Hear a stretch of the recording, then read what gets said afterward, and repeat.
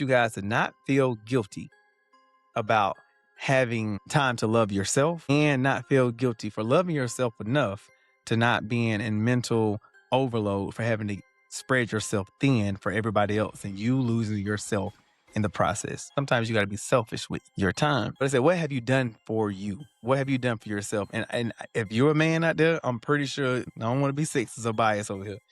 If you're a man or woman, you're typically in a position where you are self-sacrificial or you sacrifice yourself for the well-being of the family. And you can't remember a time where you actually did something for you. We can't give ourselves or those around us the best version of ourselves unless we can give it to ourselves first. Your man wants nothing more than to satisfy your every need. If he is in your life, he is your husband, he is your boo thing, whatever you want to call it. He wants to satisfy everything in your life. He wants you to be able to take them trips. He wants you to be able to get the bags, the nice clothes, things for the kids, things for the house. He wants you to get that. But en route to, there are certain steps that you guys collectively have to take to get to that point. So you can't be afraid to go out there and start. You can't be afraid to get uncomfortable. If one of you guys in the household is more comfortable with moving forward in a business position or a preposition, the other ain't got to be on board at first, but you got to be okay with him or her taking that chance to go and strive to get new. And the one who had the idea, if it's in your bones, you feel it in all your heart of heart, and you're not sacrificing the whole lot, somebody might be uncomfortable. And somebody can't be afraid to make the other one mad in the short term. If it's for the greater good, how do we best position ourselves in life? Men, you can't be afraid to go out here and kind of quote unquote make your wife mad a little bit. And I respect, because my wife, she literally gave me the approval in a roundabout way. And she was like, Kendrick, I'm gonna be mad sometime. That ain't even towards you. I'm just gonna be mad sometimes. And it don't mean that I'm just gonna be like, oh, I'm gonna walk away. It just, I'm gonna be mad sometimes. Once she said that, your boy was free at that moment. Your boy was like, let's go get it. If it wasn't on my schedule, if it ain't something that tickled my fancy, if it's not something that me and my wife got planned or me and my kids got planned, or if it's not a business adventure, I ain't doing it. And it ain't even personal. It's just, I'm not doing it.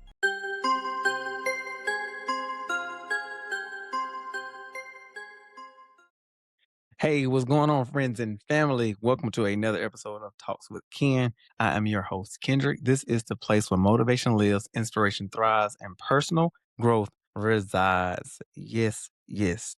I hope you guys are doing well. Tonight, I am recording actually at night tonight. Sometimes I want to switch it up, change the mood, change the setting a little bit. Hope you guys can rock with me for a while. And I hope you guys are doing well. Now, I want to reiterate this. If you guys have not subscribed yet, go ahead and click the link. Subscribe. You got to follow your boy. Follow me, and so you can get all these gems and jewels that I'm putting out. And I want to be able to follow you as well so that we can change the community in which we live. And so go ahead, click that link. And today, I want to have another random session, one of those random sessions that I had some time ago, but I want to go ahead and kind of elaborate on some things that I've been experiencing here recently, and some side conversations that I've been having. And I think, what's crazy about it is that these side conversations have almost been the same, in a sense of seeing some individuals passing by and they're like, man, bro, you killing it. You doing really good. Even in the DMs, like, man, I'm loving the stuff that you're putting out. But how do you have so much time? How were you making and buying all this extra time? And I said, I put out a video some time ago, probably before most of you guys were even following me or following along my channel. And quite frankly, I follow a tight schedule. I have a lot going on, but I value my time, and I value the time with those who I cross paths with. So, and if you guys don't know, if you're new to the channel, I do work a 9 to 5, so I consider myself an entrepreneur. And when I get off, I like to do my podcast. And in between that, I also invest in real estate, which is not passive, it's very much active. But I do have a team around me to kind of help me do that. So I got to wear multiple hats. And you're talking about, that's just the work portion. That ain't the husband hat, that ain't the dad hat or the community hat. So I don't want to waste a lot of my time. In short, that's how I multiply myself in different ways. And anytime that I feel like I want to doom scroll, I end up creating. So instead of consuming, I create. And then, that became a game with me, especially when I'm doing this. I even told my wife recently, I was like, man, I'm really having a hard time with this because I don't have time to read. And those who've been tuning in know that I'm an avid reader and I love to read, but I've been so busy with everything that I have going on. My wife had to remind me, very frank, isn't all that reading you've been doing for this purpose? And I was like, well, yeah, that's right. I guess she's right. I've also really been focusing on each day. And with that, I have been losing track of my days, which can be a good thing and a bad thing. And that's why I've kind of turned to my Palm Pilot. I kind of turned to my calendar to set alarms, not just to look at the calendar and say, this is what you have. No, I have it to alert me of what's going on. I probably overly, jot down all my notes in the calendar that's in the book, in my journal, on sticky notes, and even on my calendar on my phone. So yeah, your boy has kind of been busy, but I make my time count every second. And I also want you guys to understand this. True freedom comes from living on a calendar, living on a schedule. I don't care what nobody say. That means I am, in the time that I am dictating how I spend my time so I don't waste it. Meaning, when I was younger, there used to be every type of opportunity come my way, and I would kind of look into it. I would follow it. I would not waste time, but I would do stuff that wasn't on my quote unquote schedule or my time. So my point of liberation came from living life intentionally. And so as I got older, I started to supercharge my intentionality. If it wasn't on my schedule, if it ain't something that tickled my fancy, if it's not something that me and my wife got planned, or me and my kids got planned, or if it's not a business adventure, I ain't doing it. And it ain't even personal. It's just I'm not doing it. And so I don't waste time, number one. And then number two, I understand how to place people in my life accordingly. I hear a lot of people tackling with that. I wrestled with it before. Not to say that I'm trying to be mean in any kind of way, but it's just that in order for me to get to where I'm trying to go in life, I got to be selfish with my time, and I got to be selfish with who I bring into my circle of time, if you will. So, and it's not even that's not even trying to be malicious or have malintent towards anybody that I know, any loved ones, or nothing like that. It's just in order to go to where I'm trying to get, the person I'm trying to become. Some of that time wasting activities that I did or I fancied when I was younger, I don't really see that as a best use of time now, especially when I'm trying to be intentional with everything I do. So, yes, freedom lies in a schedule. I know that sounds kind of counterintuitive, but freedom lives in your calendar. I mean, it really does. And I know that sounds weird, but when I started to map out and plan out my life kind of changed pretty drastically. So, and I like to attribute that or contribute that to, me learning financial literacy. So when I learned financial literacy, man, like something got to be on the budget. In order to get out of a hole, I have to be on a budget. In order to live like the life I want to live later, I have to live frugally now. And when I started to do that, I'm like, okay, so it worked my finances. I kind of applied that same type of living structure to my time. And I did the same type of living structure to my goal setting, my plans. I put time frames on it. So, and right now, me and my wife, we ate dinner, we went out on a walk little bit later than what we planned. My ankle's hurting. I'm sore from my workouts, but I'm here with you all because this is a part of my schedule. If I don't do it, that means I have let myself down. So you're gonna hear from your boy every week, unless there's some type of unexpected life occurrence. So knock on wood on that.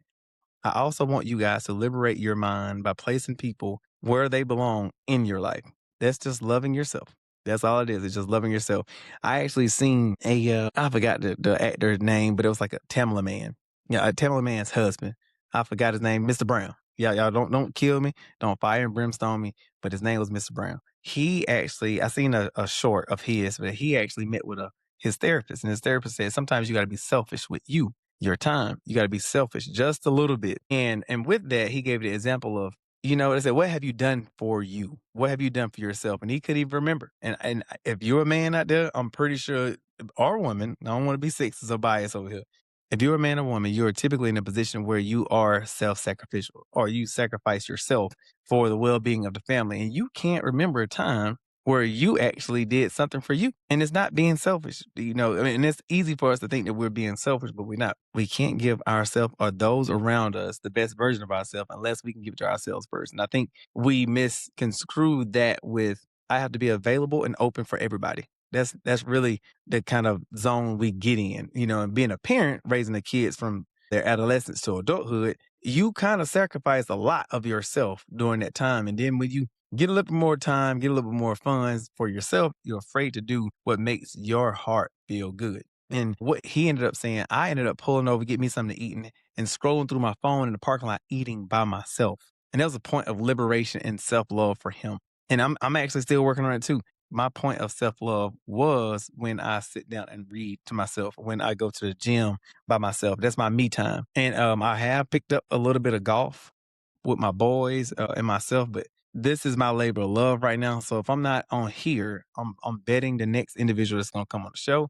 I'm looking up newer material, and I'm out moving and shaking, trying to talk to somebody. Or I'm probably on a site, or if not at work. So it's a lot of stuff going on, but I get all that done because I place everything and everybody in my life where they should be placed. And I'm a big advocate of order. And when I have order, of course, there's God, me, my wife, my boys. Those are my four walls. And so when I get everything done in those four walls, everybody else on the outside, hey, come on in.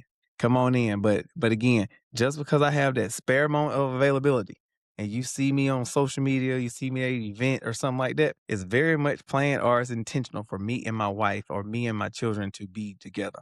And no, I love all my family. I mean, I'm trying to see them a little bit more, but of course, I got to try to find that balance between my four walls and then your boy's open to everybody else. So I want you guys to not feel guilty about having time to love yourself and not feel guilty for loving yourself enough to not being in mental overload for having to spread yourself thin for everybody else and you losing yourself in the process. All right. So, I want you guys to understand those two things. And let's talk about the next portion. Some individuals have reached out to me. They're usually the guys, the male kind. Okay. And I thought long whether I wanted to have this conversation or not, but what in this type of format or later on, I'm probably gonna have a panel full of guys and we're gonna talk about these type of situations. So if you're listening, go ahead and tap in with your boy to say, how can I be on the panel? If you got something good to say, you got something that's on your heart, how can I be on the panel? Of course, I'm gonna vet you. If I think you're gonna spew some craziness, I ain't gonna have you on the panel. But I do look forward to having a situation where I bring guys up on the panel and that we can discuss various topics. And I think that would be good to bring you all. But today, now what I have been hearing, so one, where are you getting all this time from? But number two is, man, I wish I would have did that. Or man, I can't do that because my wife would be mad. Or I don't know where you're gonna get all this time. Nah, man, you too free out here. Let me tell you. That is what I say. It is a collective effort. When I tell you, I gotta give all praise and glory to my wife. She definitely is a trooper in this. When I'm going out and experiencing new, she ain't always on board with it, but it's new. It's number one, new to me. And I've gotten used to it, but she also has to get used to it. But man, when I tell you she's a trooper in a sense of I don't quite know it, but I'm gonna go along with you. And I said this in one of my posts or one of my videos before. I don't quite understand what you got going on, but I trust and love you enough to follow you through it. Because I made some real estate moves that were like, of course, you got to take some kind of some risk, and so I had some risk early on in some of those, and some other business ventures I had to take a little bit of risk too. And she was okay with letting us take that risk. And one of the biggest things that I had to get over earlier on was being able to dare to bring an idea that may shake the house. And when I say shake the house, I mean stir the pot. Everything good. Why we got to change it now? Everything's moving along good. Why do we got to do it? We were budgeting great. Why we got to budget more? We were investing good. Why do we got to supercharge that? But this is what I'm gonna talk. I'm gonna talk to my men, but I want the women to understand this thing too. Your man wants nothing more than to satisfy your every need. If he is in your life, he is your husband, he is your boo thing, whatever you want to call it. He wants to satisfy everything in your life. He wants you to be able to take them trips. He wants you to be able to get the bags, the nice clothes, things for the kids, things for the house. He wants you to get that. But en route to, there are certain steps that you guys collectively have to take to get to that point. And I get it. I get it. It's going to be hard. It's going to shake up some stuff. And I've had a lot of men in my life and around in my circles that I'm in say, hey, how in the world were you able to do that? How did you get your wife to buy into that? Because I can't get my wife to do that. I don't know how you did that and teach me. Right. And my biggest thing was my track record.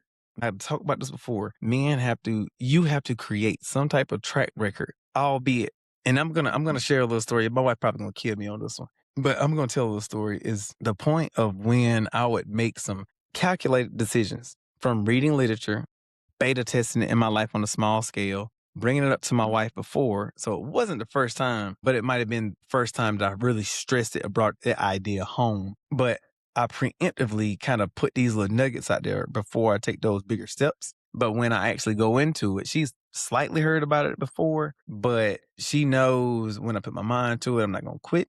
That's my track record. And then when I give it all I got, even if it doesn't go well, I don't chance the entire nest egg. I don't chance the entire savings or what our positioning in life. I don't chance it. So everything I do is pretty much calculated. But she understands that from being with me over the years, and I love her for it. But I want you guys to now some situations it may be the woman. The woman may be the one that's the driving force behind the finances. It may be the driving force behind planning, a vacation, children, house cleaning, whatever. It ain't just generally towards the men, but whoever is that shot caller in the house, you got to balance. Like, I really want this stuff to happen for me today. I really want to be able to have all these treasures or pleasures in life right now. But how do we maintain and keep this as our bodies and minds are aging? How do we best position ourselves in life? So I'm gonna tell you, quite frank, men, you can't be afraid to go out here talking to the men. You can't be afraid to go out here and kind of quote unquote make your wife mad a little bit.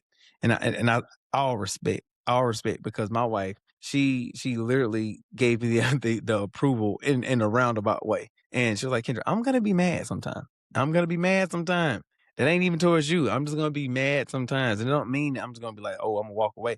It just I'm gonna be mad sometimes. Once she said that, your boy was free at that moment. Your boy was like, let's go get it. Let's go get it. And so with my track record from the past and then what we embarked on, the proof is in the pudding. So you can't be afraid to go out there and start. You can't be afraid to get uncomfortable. If one of you guys in the household is more comfortable with moving forward in a business position or a preposition, the other ain't got to be on board at first, but you got to be okay with him or her taking that chance to go and strive to get new. And the one who had the idea, if it's in your bones, you feel it in all your heart of heart, and you're not sacrificing the whole lot, somebody gotta be uncomfortable. And somebody can't be afraid to make the other one mad in the short term. If it's for the greater good. And I ain't talking about going ahead gambling. I ain't talking about going ahead spending and wasting all your money on some crazy junk. I'm talking about building a thicker foundation up under your feet and solid walls all around your fort or your temple and moving the family forward in a progressive way. Yeah, now I ain't talking about little boy activity. I ain't talking about a little girl activity. I'm talking about conscious movements that may be a little bit scary and daunting at first, but somebody got to push the needle. Somebody got to move the needle. And, I've heard that a lot from individuals that's been seeing me on social media or around the town. Like, man, I don't know how in the world you got your wife on board with that. And at first I'm like, yeah, I don't know either, but I'm going to say this. I'm going to say it again. It's my track record. I mean, it literally is my track record, you know, and I thank my wife for playing ball with me in that sense. But in order to have new and have more, somebody got to step out there. I mean, just point blank. Somebody got to step out there. But example on that, I seen this little excerpt on social media. It was like men were born with 10% emotion and 90% logical, and then women were born with 10% being logical and then 90% emotion. And there's this speaker's example. But with that, we are not speaking the same language. So if there's a man that's spewing logical facts to his spouse or his wife, she may say, this doesn't feel right. Something's off. Are you sure about this? He has to be like, babe, this is the numbers, this is the time frame, X, Y, and Z. Somewhere y'all gonna have to mold and mesh that together to where she getting a little bit more of a comfort in your new idea, and you got to present it in such a way that's going to be digestible by her, that she's okay with moving forward. I'm not talking about dictatorship here. I'm just talking about laying out a plan, because you probably already crafted out that plan for weeks, months, years, and she's just hearing it for the first time. So you got to play a little bit ball with her. Okay. So number one, utilize your time effectively. Don't waste it. And number two, place people in your life where they're supposed to be. And then number three, for today's topic, is don't be afraid to move the pendulum. Don't be afraid to go out there on your own at first, and then bringing your spouse along in such a way that you guys progressively move forward. So I've been hearing those topics in lieu of my conversations. And I want you guys in a little bit on that. You guys find this information satisfying, and hopefully I give you guys a little bit longer format. But what I found out here recently is that me having dialogue with someone else on the show has been really, really beneficial. So give your boy some time, and I'm going to make sure I bring more eclectic, diverse, successful, high achieving individuals on this platform so that we can have dialogue in front of the camera. And thanks for you guys who have already subscribed. Continue to subscribe to this channel. And with that being said, thank you guys for tuning in today. And I look forward to bringing you guys more interesting topics as we go along. Thanks for tuning in to this week's episode. This is your boy Ken. Peace.